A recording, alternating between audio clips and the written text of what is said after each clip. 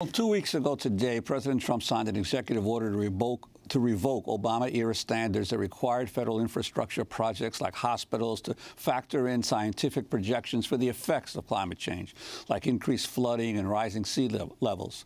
Critics say the reversal exposes U.S. infrastructure to the kind of damage inflicted by hurricanes and superstorms, including Harvey, Sandy, and Katrina, and will put more lives in danger. Trump announced the rollback during the now infamous press conference in the lobby of Trump Tower that was largely overshadowed by remarks defending the white supremacist protesters behind the violent rallies in Charlottesville, Virginia. Well, for more, we're joined by John Nichols, political writer for The Nation. His new article headlined, "How Donald Trump and Elaine Chao Sold Off Flood Control Policy to the Highest Bidders." John's new book, Horsemen of the Trumpocalypse, a field guide to the most dangerous people in America. Welcome to Democracy Now! Explain the headline of your latest piece, John. Sure.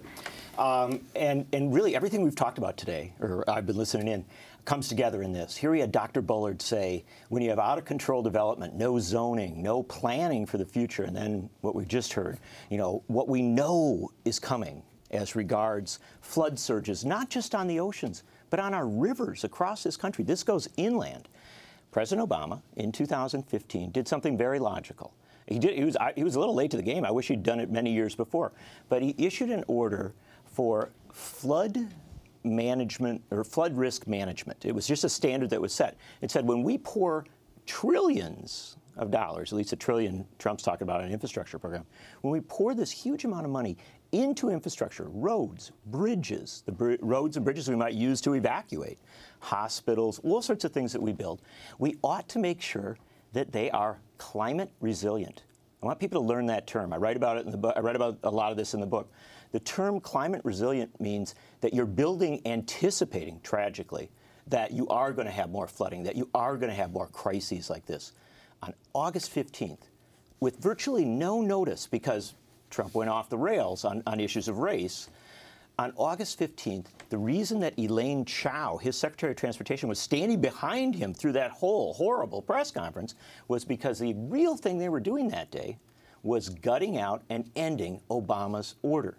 And what the Sierra Club says is, this is climate denial at its most dangerous.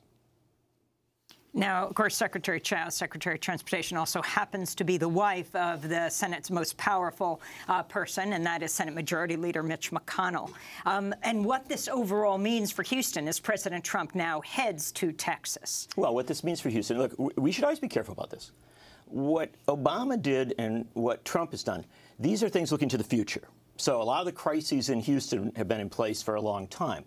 But what this says for a place like Houston is that as money is poured in to rebuild, there is not going to be a federal standard that says it has to be climate resilient. There's not going to be a standard that says that, the next stuff you build has to be able to handle what we know is coming. And this is, I got onto this in writing the book because I looked a lot at Elaine Chao.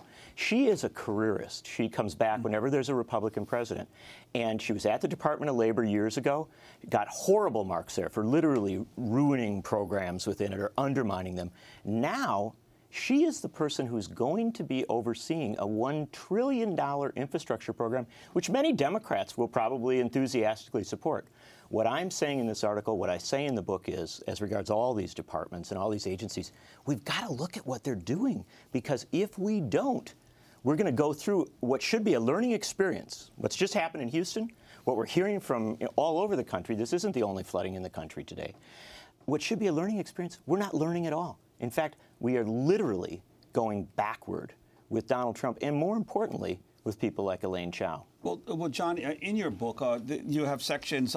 It's basically like a baseball card's summary of all the members of the administration. But the privateers, you go into Scott Pruitt, Betsy DeVos, Seema Verma, Sonny Perdue, all of these folks that the administration has hired to give little snapshots of their privateering approach. And Elaine Chao's the first one on the list. And, this is the interesting thing. Our media does such a lousy job today of covering the whole of a presidency. It looks at the individual. What did Donald Trump tweet today? We don't look at the people who are actually competent. I may disagree with them on it, but they know how to run an agency. Former governors, former cabinet secretaries, Trump has put into these positions. Well, they have some universals. They are generally climate deniers. They are generally deeply tied to corporate industries, especially the fossil fuel industry. Just put one simple fact together. On any given day, Scott Pruitt at EPA is undermining climate science, climate responses. Rex Tillerson is dismantling our international response on this issue related to some of the things we talk about. But Elaine Chao comes out, way at the top of this list. That's why she starts the chapter, because she is going to be very central to building the future of this country. Literally the promise of infrastructure, which Democrats and Republicans agree on.